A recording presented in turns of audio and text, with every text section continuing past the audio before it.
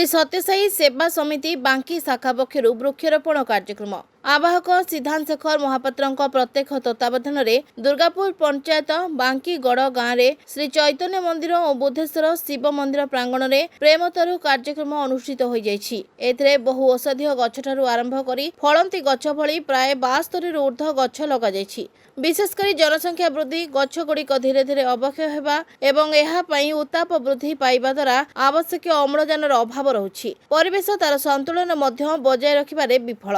यार मुख्य कारण वृक्ष अर्थात गछ को मन इच्छा काटी पदा करबा। एबे सुस्थ जीवन बंचिबा पई प्रत्येक लोक निज निज बाड़ी बगीचार अधिकरु अधिक वृक्षरोपण करबा पई आह्वान दैछंती संगठन आवाहक सिद्धांत महापात्र। जो कार्यक्रम प्रेमतरु कार्यक्रम आज प्राय 100 रु ऊर्ध्व गछ लगी।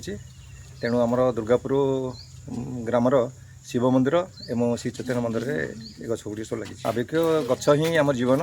तेणु ताकू करी आम ये गछ लगा जाऊँगी। सत्यसाई संगठन भी प्राय 1 कोटी रु ऊर्ध्व गछ आम सत्यसाई संगठन ओडिशा तरफ लगाऊँगी। आम बांकी समिति तरफ आम 100 रु ऊर्ध्व गछ आज लगेचु। समस्त कर्तव्य कहीं गछ बर्तमान परिस्थिति रे जो भाव में जिते कलकारखाना सब बढ़ी चली से उक्षेप कर बर्तमान आम समस्ते मिनिमम जड़े जड़े गछ गोटे गोटे गछ लगे कथा। आमर आज ये वृक्षरोपण दिवस पालन कर प्रेमतरु दिवस आम संगठन प्राय आम 70 ରୁ 80टा गछ लगेचु। यहाँ दुर्गापुर पंचायत समिति आम ये गछ लगेचु। आम अन्य परामर्श दौचु जे आपण मैंने गछ लगातु। आजिका रेट्रे जो परिस्थिति है गाड़ी मटर धुआं गछ काटिकी लोक मैंने कलकारखाना घर द्वार सब गढ़ी तोलुंट।